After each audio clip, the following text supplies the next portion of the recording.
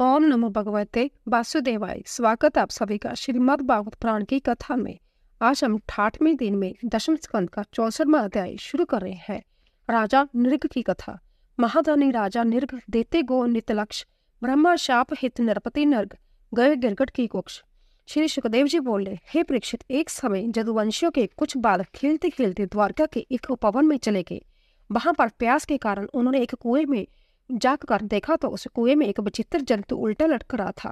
उन्होंने रस्सों तथा कांटों के द्वारा उसे बाहर निकालने का बहुत तेरा प्रयत्न किया, किंतु वह इतना भारी था कि वह उसे निकालने में असमर्थ रहे।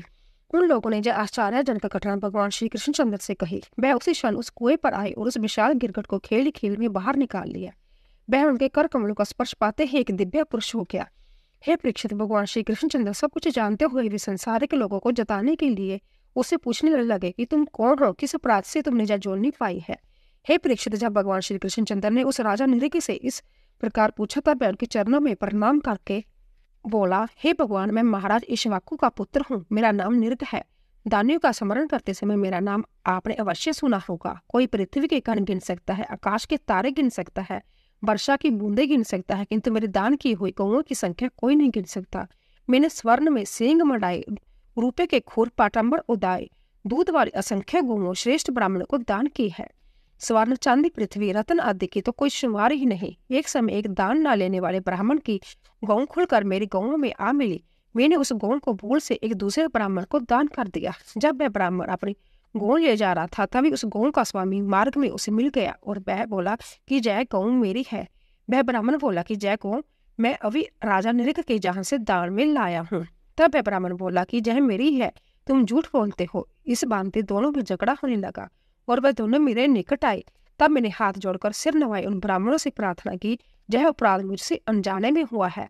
इस गाय के बदले तुम में से कोई मुझसे 1 लाख गाय ले लो। किंतु उस गाय का स्वामी बोला, मैं तो अपनी गाय ही लूंगा। और दान में प्राप्त करने वाला ब्राह्मण बोला कि 1 लाख के साथ यदि तुम 10,000 गाय और भी दो तो भी मुझे नहीं लेनी है।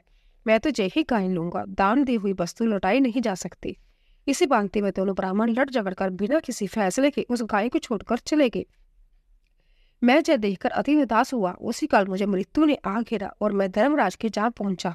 तब धर्मराज ने मुझे उत्तम आसन देकर कहा, हे दानियों में श्रेष्ठ नरपति, तुम्हारा दान अधिक है और पाप कम है। बोलो, पहले पाप भुगतना चाहते हो अथवा पुण्य। तब मैंने पाप को ही पहले भोगना उत्तम समझा कर अपने पाप को भोगने के लिए कहा। धर्मराज की आज्ञा अनुसार उसी समय में जहाँ गिरगट हो गया हूँ। हे प्रभु, ब्राह्मणों का भक्त होने के कारण मुझे आज आपके दर्शन हुए हैं और अब मैं आपके उत्तम लोगों को चाहता हूँ। इस प्रकार कहकर राजा नृग एक उत्तम विमान पर चढ़कर स्वर्ग लोक को चले गए। राजा नृग के चले जाने के पश्चात भगवान श्री कृष्ण चंद्र ने वहां उपस्थित अपने कुटुंबीजनों से कहा, हे प्रिय बंधुओं, ब्राह्मणों के दान को अग्नि के समान तेजस्वी पुरुष भी नहीं पचा सकते।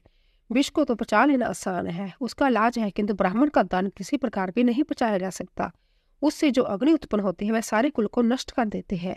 जो बलपूर्वक ब्राह्मणों के दान को हड़प लेता है उसकी 10 पीढ़ियां नष्ट हो जाती है। जो मनुष्य ब्राह्मणों के अधिकार को छीनता है वह राजा कुंभी पाप नरक में गिरता है। जो ब्राह्मण की आजीविका छीनता है वह 60,000 वर्ष तक विष्ठा का कीड़ा बनता है। इसीलिए मेरे कोष में ब्राह्मणों का धन भूल से भी न जाना चाहिए।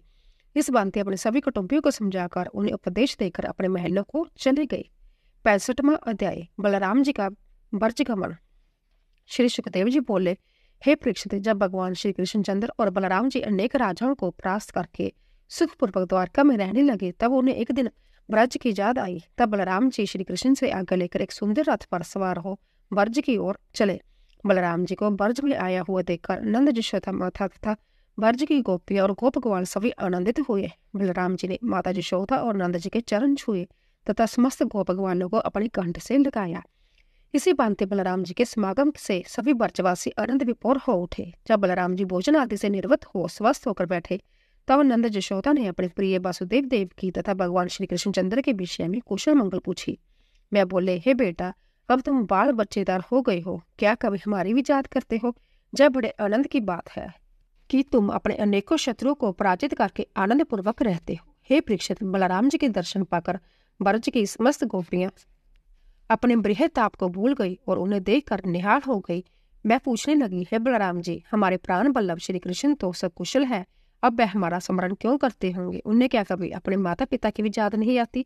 हमने जिन श्री कृष्ण के लिए अपने माता पिता बंधु बांधवों को त्याग दिया था, वह इस प्रकार हमको त्याग कर चले गए। हम चाहते तो उन्हें रोक लेते, किंतु जब उन्होंने यह कह ही दिया कि हम लोग तुम्हारे ऋण से उऋण नहीं हो सकते, तब फिर कौन सी स्त्री होगी जो उनकी इन मीठी मीठी बातों पर विश्वास ना कर ले। एक गोपी बोली, हे बलराम जी, हम तो गवार ग्वालिने थी जो उनकी इन मीठी मीठी बातों में आ गई, किंतु वह नगर की चतुर स्त्रियां उनकी इन बनावटी बातों में नहीं आती होंगी। दूसरी गोपी बोली, नहीं सखी, वह कृष्ण अपनी मीठी मीठी बातों से सभी को फंसा लेता है। तीसरी बोली, अरे हमें इन बातों से क्या मतलब, जब इतना समय उनके बिना काट लिया तो यह शेष समय भी उनकी विरह अवस्था में बीत ही जाएगा। हे परीक्षित, गोपियों की ऐसी कटु प्रिय बात सुनकर बलराम जी ने उन्हें संतावना दी और बसंत ऋतु का चैत्र तथा विशाख मास उन्हीं के साथ व्यतीत किया। वह उन गोपी के साथ आनंद पूर्वक चंद्रमा की छिटकी हुई चांदनी में जमुना के उपवनों में विहार करते।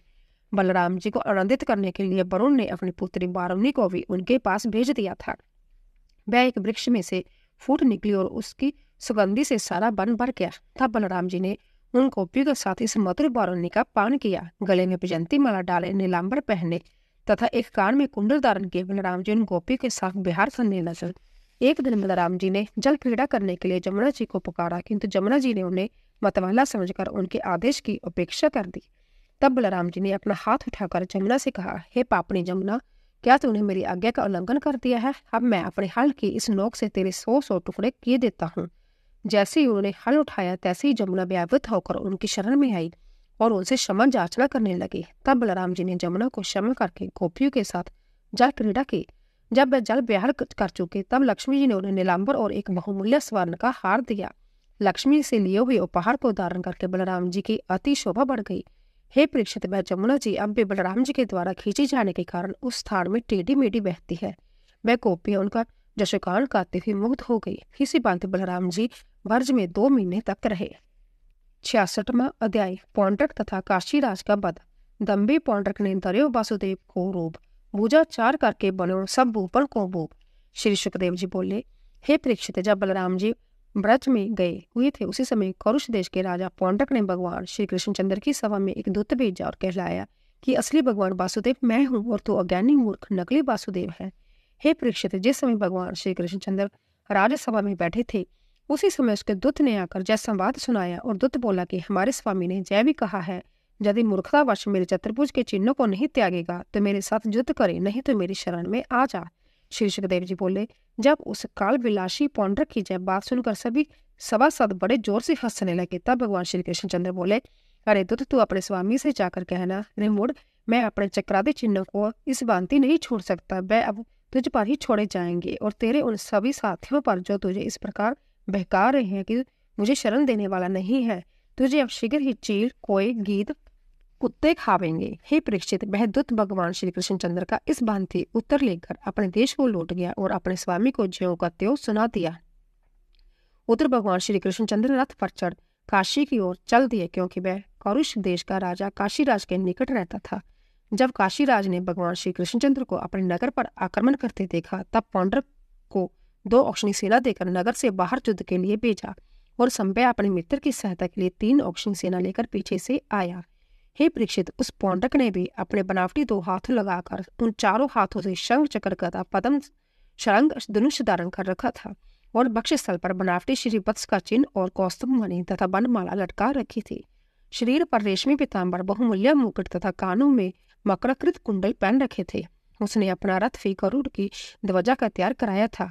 जिस प्रकार कोई अभिनेता ज्यों का त्यों रूप बनाकर आ जाता है, उसी प्रकार वह भगवान श्री कृष्णचंद्र के सामने आया। उसे देखकर भगवान श्री कृष्णचंद्र बहुत हंसे। अब दोनों ओर से असंख्य शास्त्रों का प्रहार होने लगा। भगवान श्री कृष्णचंद्र ने काशीराज की समस्त चतुर्कोणी सेना को अकेले ही इस प्रकार नष्ट भ्रष्ट कर दिया मानो भगवान शंकर की क्रीड़ा स्थली हो। तब भगवान श्री कृष्णचंद्र उस पौंड्रक वासुदेव से बोले, हे मूर्ख पौंड्रक, तूने जिन चक्कर आदि चिन्हों को छोड़ने के लिए दूत के द्वारा कहलवाया था, उन्हें अब तेरे ऊपर छोड़ता हूँ और शरण में आने वाली बात जाएगी कि यदि मैं तुझसे हार जाऊंगा तो मैं तेरी शरण में अवश्य आऊंगा। इतना कहकर भगवान श्री कृष्णचंद्र ने अपने तीक्ष्ण बाणों से उसके रथ को नष्ट भ्रष्ट कर दिया और चक्कर के द्वारा उसके सिर को इस भांति उतार दिए जैसे कुम्हार घूमते हुए चाक पर से अपनी रस्सी के द्वारा मिट्टी के बर्तनों को उतार लेता है। उसके साथ ही साथ काशीराज का सिर भी काट गिराया। इस भांति उन दोनों राजाओं को मारकर और उन्हें अपना सालूप्य देकर द्वारका को लौट आए। हे परीक्षित, जब कुंडल मंडित काशीराज के सिर को उसके महल के दरवाजे पर पड़ा देखा तब उसके महल में हाहाकार मच उठा। उसके पुत्र सुदीक्षण ने अपने पिता का बदला लेने के लिए एकाग्रचित्त से भगवान शंकर की आराधना की। उसकी आराधना से भगवान शंकर ने प्रसन्न होकर उसे वर मांगने को कहा। तब सुदीक्षण ने अपने पिता काती को मारने का उपाय पूछा। तब भगवान शंकर बोले, तुम ब्राह्मण के द्वारा दक्षिण अग्नि का विचार विधि से आराधना करो, उससे तुम्हारा कार्य सिद्ध होगा। ऐसा जानकर वह सुदीक्षण ब्राह्मण के द्वारा भगवान श्री कृष्णचंद्र को मारने के लिए यज्ञ करने लगा। उसमें से एक अग्नि प्रकट हुई। उसका रंग लाल तांबे के समान था और उसकी आंखों से अंगारे बरसते थे। उसकी क्रूर दाढ़ी, मूछें तथा बरकटियां अति भयंकर थी। वह नंग दड़ंग काल के समान अपनी जीभ चाटने लगा। उसके अंगों में से अग्नि की लपटें उठ रही थी। उसकी बड़ी बड़ी टांगे और नेत्रों से धरती को कृपा देने वाली ज्वाला प्रकट हो रही थी। वह एक त्रिशूल लेकर द्वारका की ओर दौड़ा। उस अग्नि को अपने निकट आई देखकर सभी द्वारकावासी अति भयभीत हो गए और इधर उधर दौड़ने लगे और भगवान श्री कृष्णचंद्र के निकट आ गए। उस समय भगवान श्री कृष्णचंद्र चौसर खेल रहे थे। तब अग्नि के द्वारा नगर निवासियों को इस प्रकार भयभीत देखकर शरणागत वत्सल भगवान ने हंसकर कहा, डरो मत, मैं अभी इस अग्नि को शांत किए देता हूँ। वह उसी क्षण जान गए कि जय महेश्वरी कृत्या काशी से चली है। तब उन्होंने कोटि कोटि सूर्य के समान परम तेजस्वी जयवल्यमान अपने चक्र सुदर्शन को आज्ञा दी कि इस अग्नि को अभी नष्ट कर दो। तब उस चक्र सुदर्शन ने उस अग्नि को नष्ट भ्रष्ट करके काशी की ओर लौटा दिया और उस कृत्य ने काशी में लौटकर आचार्यों सहित उस सुदक्षिणा को जला दिया। उसके साथ ही साथ भगवान श्री कृष्णचंद्र का सुदर्शन चक्र संपूर्ण काशी के भवन, खजाने, रथ, घोड़े आदि को नष्ट भ्रष्ट करके भगवान श्री कृष्णचंद्र के पास चला आया। हे परीक्षित, जो भगवान के इस चरित्र को पढ़ता अथवा सुनता है उसके सारे पाप नष्ट हो जाते हैं। 67वां अध्याय, दिव्यत का वध। भौमासुर का मित्र एक वानर दिव्यत महान बलदाऊ से युद्ध करियो देने अपने प्राण। श्री सुखदेव जी बोले, हे परीक्षित, भौमासुर का सखा सुग्रीव का मंत्री और व्यंत वानर का भाई दिव्यंत नाम का वानर था। जब उसने सुना कि श्री कृष्ण ने मेरे मित्र भौमासुर को मार डाला है तब वह मित्र का बदला लेने के लिए मार्ग में अनेक देश, ग्राम, नगर आदि को जलाता हुआ और बड़े बड़े पहाड़, वृक्षों आदि को उखाड़ता हुआ अनर्थ देश में पहुंचा, क्योंकि उस समय श्री कृष्णचंद्र वहीं निवास करते थे। उस दिव्यंत वानर में 10,000 हाथियों की शक्ति थी। वह दुष्ट बंदर ऋषियों महर्षियों के आश्रम में लता पत्र आदि को उखाड़ कर उनमें आग लगा देता था और मलमूत्र से उन्हें अपवित्र कर देता था। उस बानर का आतंक पश्चिम के सारे देशों पर छाया हुआ था। एक दिन वह बंदर हरिवेतक पर्वत पर आ गया और वहां पर उपद्रव करने लगा। उस समय बलराम जी वहां पर सुंदर सुंदर युवतियों के साथ विराजमान थे और वह मधुपान करके मधुर संगीत अलाप रहे थे। वह मत गजराज के भांति शोभामान थे। बलराम जी को देखकर उस बानर ने उन स्त्रियों को तंग करना आरंभ कर दिया। वह कभी किलकारी मारता, कभी वृक्षों को झकोड़ता तो कभी उनके ऊपर मलमूत्र त्याग देता। वह सब स्त्रियां उसकी ओर देख देख कर हंसने लगी। उन्हें किसी प्रकार का भय तो था नहीं, क्योंकि उनके रक्षक सर्वशक्तिमान बलराम जी थे। वह बंदर गुटक गुटक कर उन स्त्रियों को डराने लगा और उनके वस्त्र को फाड़ने लगा। उसकी जय करतूत देखकर बलराम जी को क्रोध आ गया और उसमें एक पत्थर फेंक मारा। उस पत्थर को बचाकर उस बंदर ने झटपट कर बलराम जी के मधु कलश को उठा लिया और उसको तोड़ फोड़ डाला। जब वह बंदर इस प्रकार बलराम जी को चढ़ाने लगा तब बलराम जी को अति क्रोध आया और उन्होंने अपना हल मूसल लेकर उसके ललकारा। उस दिव्यत ने भी एक शाल का वृक्ष उखाड़कर बलराम जी के सिर पर मारा। बलराम जी ने उस वृक्ष को अपने सिर पर गिरने से पहले ही पकड़कर उस पर मूसल का प्रहार किया। उस मूसल से दिव्यंत का सिर फट गया और उस रक्त बहने लगा। तब उस दिव्यंत ने क्रोधित होकर बलराम जी पर दूसरा वृक्ष उखाड़कर मारा। इस भांति एक के बाद दूसरा, दूसरे के बाद तीसरा वह बंदर पेड़ उखाड़ कर बलराम जी पर चलाने लगा, किंतु बलराम जी सबको नष्ट भ्रष्ट कर देते। तब बंदर ने चिढ़कर उनको पर्वत की चट्टानों से मारना शुरू कर दिया। बलराम जी ने अपने मूसल से उन चट्टानों को भी नष्ट भ्रष्ट कर दिया। तब उस कपिराज ने झपट कर बलराम जी पर एक गुस्से का प्रहार किया। अब बलराम जी ने हल मूसल को अलग रखकर अपने दोनों हाथों से उसकी हंसली पकड़ ली, जिसके कारण वह बंदर खून उगलता हुआ पृथ्वी पर गिर पड़ा। उस बंदर के गिरने से सारा रेवतक पर्वत हिल गया। बलराम जी ने उस कपिराज दिव्यंत को मारकर सब जनता का कष्ट दूर किया। सभी लोग बलराम जी की प्रशंसा करने लगे। 68वां अध्याय, कौरवों पर बलराम जी का कुपित होना तथा सांब का विवाह। श्री सुखदेव जी बोले, हे परीक्षित, महावीर सांब एक समय हस्तिनापुर गए और स्वयंवर से दुर्योधन की पुत्री लक्ष्मणा को हर लाए। उनके इस कार्य से भी कौरव लोग अति अप्रसन्न हुए और उन्होंने भगवान श्री कृष्णचंद्र तथा बलराम जी के बल को ना पहचान कर उनको बंदी बना लिया। जब यह समाचार द्वारकापुरी पहुंचा तब जदुवंशी अति क्रोधित हुए और बलराम जी की अध्यक्षता से एक विशाल सेना कौरवों का मान मर्दन करने के लिए हस्तिनापुर पहुंची। हस्तिनापुर पहुंचकर बलराम जी ने उद्धव जी को धृतराष्ट्र के निकट भेजा। उद्धव जी ने कौरव सभा में पहुंचकर धृतराष्ट्र, भीष्म, द्रोणाचार्य, दुर्योधन आदि से यह निवेदन किया कि बलराम जी पधारे हैं। बलराम जी का आगमन सुनकर सभी कौरव लोग सिर झुकाकर भेंट की सामग्री ले उनकी अगवानी के लिए चल दिए। वह सभी बलराम जी के प्रभाव को भलीभांति जानते थे। कुशल क्षेम पूछने के पश्चात बलराम जी ने गंभीर होकर कौरवों से कहा, महाराज उग्रसेन ने तुम लोगों को जो आज्ञा दी थी उसे ध्यानपूर्वक सुनो और उसका पालन करो। उग्रसेन जी ने कहलावा भेजा है कि तुम लोगों ने सांब को अपने जहां बंद कर लिया है। तुम लोग बड़े अधार्मिक हो, किंतु संबंधी समझकर हम तुम्हारे कर्मों की अपेक्षा करते रहते हैं, इसलिए अधिक झगड़ा न बढ़ाकर सांब को उसकी दुल्हन के साथ हमें दे दो। हे परीक्षित, बलराम जी की यह बात सुनकर सभी कुरुवंशी क्रोध के कारण आग बबूला हो गए। मैं बोले, बड़े आश्चर्य की बात है कि जो जादव लोग हमारे पैरों की जूती है वे आज हमारे सिर पर चढ़ना चाहते हैं।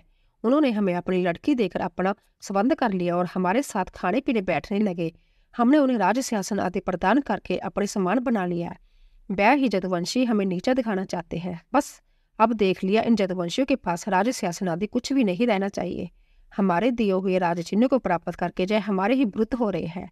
जय निर्लज हमारे ऊपर ही आज्ञा चला रहा है। धिक्कार है ऐसी आज्ञा पर। सिंह के ग्रास को बेड़िया नहीं ले जा सकता।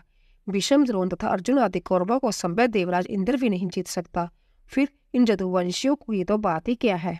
श्री सुखदेव जी बोले, हे परीक्षित, उन कुरुवंशियों में अपने उत्तम कुल तथा भीष्म आदि पर अधिक अहंकार था। वह बलराम जी के वचनों को इस भांति तिरस्कार करके हस्तिनापुर लौट आए। उन कौरवों की ऐसी दुष्टता देखकर उनका मुख क्रोध से तिलमिला उठा और वह जोर से हंसकर इस प्रकार बोले, इन दुष्टों को अपने उत्तम कुल, बल तथा धन का इतना अहंकार है, जब शांतिपूर्वक रहना नहीं चाहते। अब इनको दंड देना ही चाहिए। अभी सारे जदुवंशी तथा हमारे भाई श्री कृष्णचंद्र क्रोधित होकर युद्ध को आ रहे थे, किंतु मैंने उन्हें रोक दिया था।